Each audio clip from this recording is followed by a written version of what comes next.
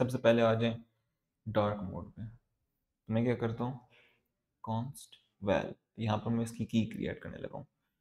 की का नाम है डार्क मोड, उसमें कोई भी वैल्यू रखी जा सकती है।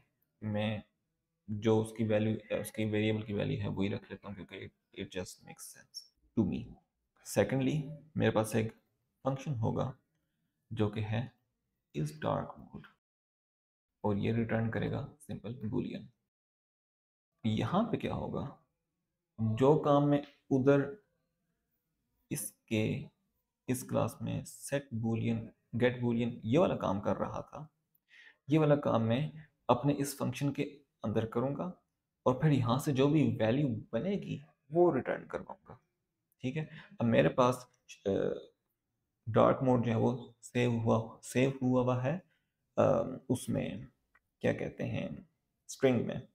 तो यहाँ पे मैं क्या करूँगा, डार्क मोड वैल्यू लेट से str पे करते थे ताकि मुझे पता चले कि ये स्ट्रिंग है। की है हमारी डार्क मोड जो कि इसमें मौजूद है, और डिफ़ॉल्ट वैल्यू उसको दे देते हैं लेट से नल। यहाँ पे क्या करेंगे, रिटर्न डार्क मोड वैल्यू जो कि स्ट्रिंग में हमें मिली है, अगर ये इक्वल है constants dot dark mode enabled. यहाँ पे एक और काम जो मुझे बताना चाहिए था वो ये कि जितनी भी चीज़ें जो कि इससे रेलेवेंट हैं उनको हम इस क्लास में रख लेंगे, और हमारी कॉन्स्टेंट्स वाली जो क्लास है ये साथ साथ क्लियर होती जाएगी, और इसमें इसमें कोई भी की नहीं रहेगी। इसमें सिर्फ वो चीज़ें रह जाएंगी जो कि एप्लीकेशन की सेटिंग्स हैं, यूज़र की सेटिंग्स नहीं है। तो इसमें सिर्फ ये वाला पार्ट रह जाएगा, और ये वाला सारा पार्ट हम इसमें से एक एक करके निकाल लेंगे। तो सबसे पहले हमने डार्क मोड निकाला, अब हमने इसमें से ये भी निकाल लेना, क्योंकि इसकी भी यहाँ पर ज़रूरत नहीं है, ये वैल्यूज़ यहाँ पर यूज़ हो जाएंगी। फर्दर मोर इन कीज़ की यूज़र को यूज़र कह रहा हूँ सॉरी, इन कीज़ की उसको ज़रूरत नहीं है जो डेवलपर है, उसको सिर्फ इस बात से गरज है कि डार्क मोड एनेबल्ड है या नहीं। ये आपकी क्लास का काम है कि वो इन कीज़ को यूज़ करे, और वो इसमें से डार्क मोड एनेबल था डिसेबल था क्या था वो वैल्यूज़ बनाकर आपको रिटर्न करे। So these all can become private. अब ये सब प्राइवेट हो गई हैं। अब यूज़र जब इस पे लेट्स से कि हम इधर इस पे आते हैं अपनी इस एक्टिविटी में, यहाँ पे करते हैं, बाय द वे ये भी साथ साथ रिमूव करते जाएंगे। यहाँ पे अब करते हैं let's say is dark mode good, practice के साथ वाला।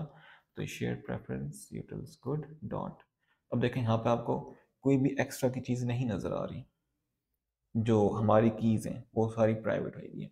और इवन कॉन्स्टेंट्स लिखने से आपको जितनी कीज़ हम वहाँ से निकालते जा रहे हैं वो सारी यहाँ से रिमूव होती जा रही हैं। तो कॉन्स्टेंट्स के अंदर सिर्फ आपको वो वाली वैल्यूज़ अल्टीमेटली मिलेंगी जो कि सिर्फ एप्लीकेशन की सेटिंग्स है, यूज़र की सेटिंग्स नहीं है। अब हम वापस आके इसको कंप्लीट करते हैं, यहाँ से कॉन्स्टेंट्स रिमूव हो जाएगा।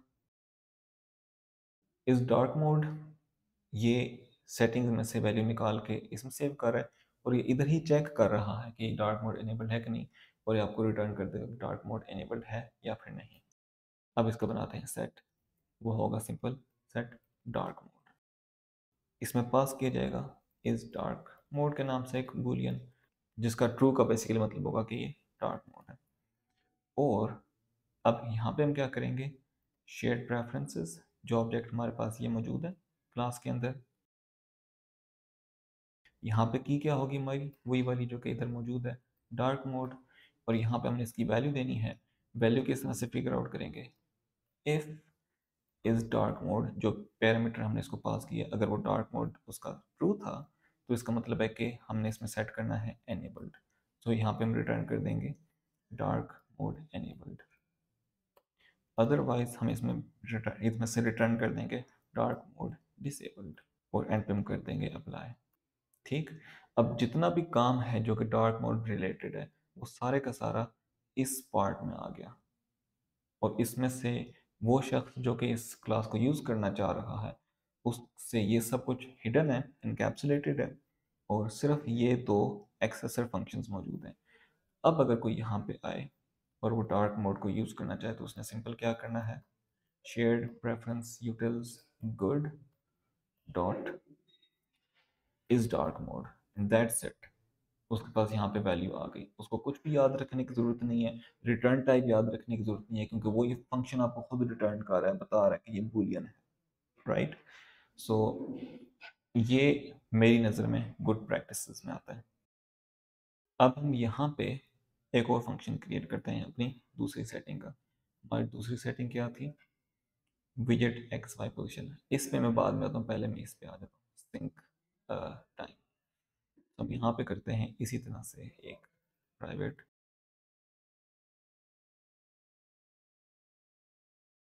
इसकी टाइप है लॉन्ग, क्योंकि टाइप जो वो लॉन्ग में रखा जाता है। इसमें इसकी की पास कर देंगे, डिफॉल्ट वैल्यू अगर शेयर प्रेफरेंस ना था तो। सो ये हमारा बेसिकली गेट बन गया इसका। अब हम इसका सेट क्रिएट कर लेते हैं। यहाँ पे हम करेंगे शेयर प्रेफरेंसेस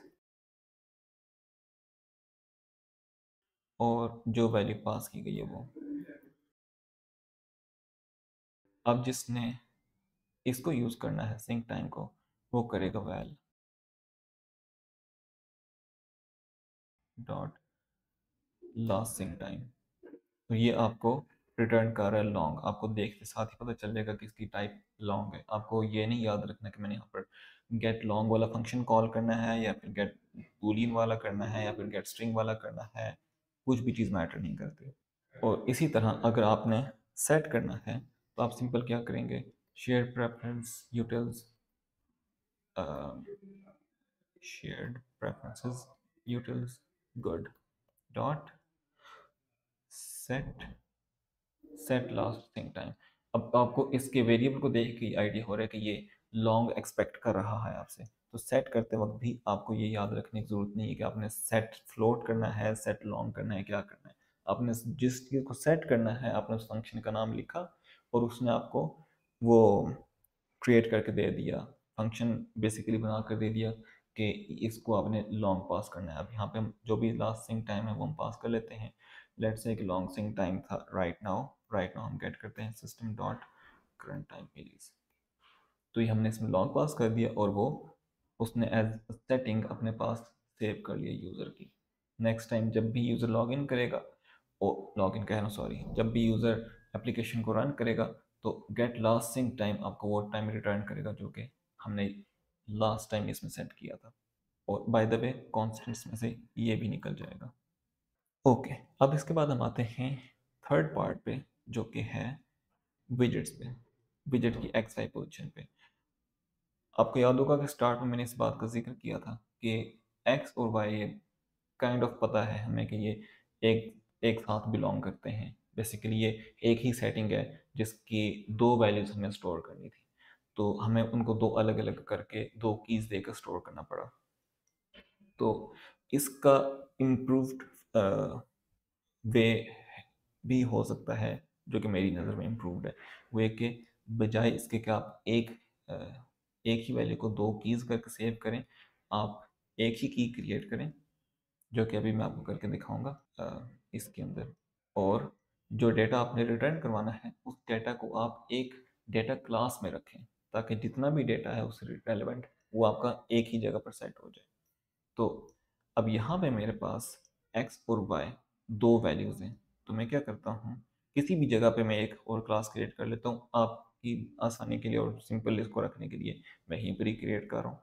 मेरे पास एक डेटा क्लास है जिसका नाम है और इसमें है वैल x और जिसकी टाइप है फ्लोट, और है इसमें वैल y जिसकी टाइप है फ्लोट। ये हमारे पास विजेट पोजीशन डाटा की क्लास बन गई। अब हम क्या करेंगे, अपनी गुड प्रैक्टिसेस वाली क्लास में हम जाते हैं और यहाँ पर क्रिएट करते हैं एक की।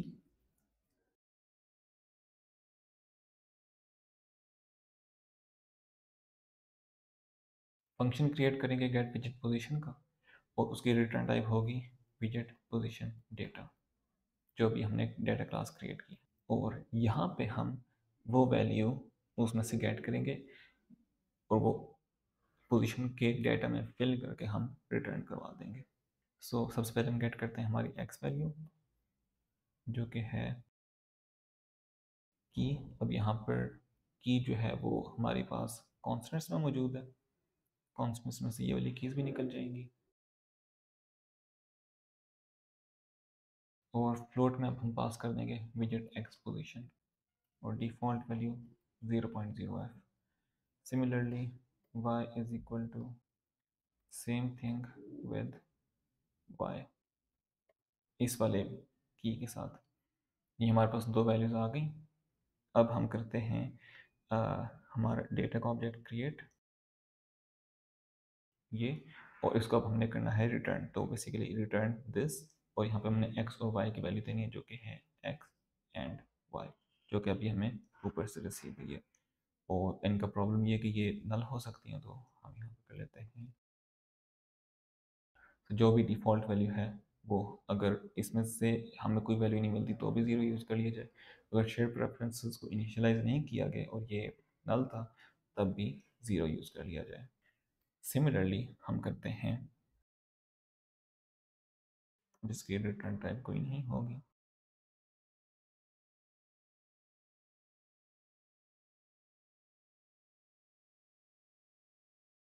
तो यूँ करके हमने इसकी ये वाली वैल्यूज़ दोनों सेट कर ली, और अब यूज़र जो है उसको वहाँ पर दो वैल्यूज़ को नहीं गेट करना, जिसने इसको यूज़ करना है अपने पास, वो इस तरह से रखने की बजाय वो करेगा, तो ये आपको वो ऑब्जेक्ट बनाकर रिटर्न कर देगा। और आपको यहाँ पर कोई भी चीज़ याद रखने की ज़रूरत नहीं है कि मैंने इसकी टाइप क्या देनी थी, मैंने इसकी की क्या देनी थी। आपने सिर्फ वो फंक्शन कॉल किया और उस फंक्शन ने आपको डेटा जिस तरह का आपको रिक्वायर्ड था, जिस तरह का डेटा क्लास आपने बनाई थी, वो इसने आपको वो बनाकर रिटर्न कर दिया। अब अगर आप देखें तो कॉन्स्टेंट्स के अंदर कोई भी ऐसी चीज़ नहीं मौजूद जो कि यूज़र की सेटिंग्स रेलिवेंट हो। बेस यूआरएल ये हमारी ऐप की सेटिंग है। किस जगह प्रेफरेंसेस की फाइल का नाम क्या रखना है, ये हमारी ऐप की सेटिंग है। ये कुछ चीज़ें कि कितने दिनों तक ट्रैश रखना है, कितने दिनों तक ये रखना है, वो करना है, वगैरह वगैरह। ठीक है, डिफ़ॉल्ट लैंग्वेज क्या है, किस जगह पे तुमने प्राइवेट इमेजेस को सेव करना है, या जो कुछ भी है, ये सब हमारी सिर्फ ऐप की सेटिंग्स हैं। यूज़र सेटिंग्स जितनी भी हैं वो सारी यहाँ से मूव आउट हो चुकी हैं प्रेफरेंसेस के क्लास के अंदर, हर फंक्शन के साथ उसकी रिस्पेक्टिव। ये क्लासेस, ये कीज़ और ये उसके सेट एंड गेट, ये की, ये उसका सेट एंड गेट। इनको अगर आप मज़ीद सेपरेटेड रखना चाहते हैं ताकि कन्फ्यूजन ना रहे, तो आप इनके बीच में कमेंट्स ऐड कर दें। अब आपको फ़ौरन देखते साथ ही आइडिया हो जाएगा कि कौन सी सेटिंग कहाँ से लेकर कहाँ तक है।